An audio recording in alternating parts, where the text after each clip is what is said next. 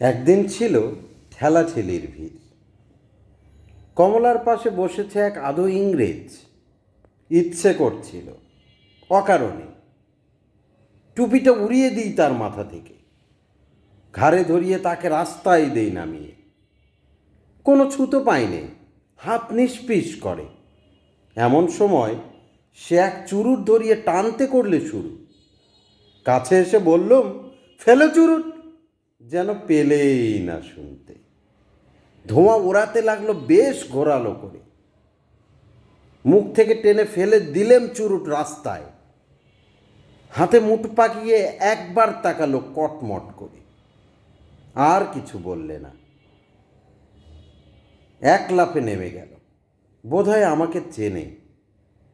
আমার নাম আছে ফুটবল খেলায়, বেশ একটু চওড়া গোছের নাম। লাল হয়ে উঠল মেয়েটির মুখ। বই খুলে মাথা নিচু করে ভান করলে পড়বার। হাত কাঁপতে লাগলো। কটাক্ষেও তাকালে না বীর পুরুষের দিকে। আপিসের বাবুরা বললে, বেশ করেছেন মশাই।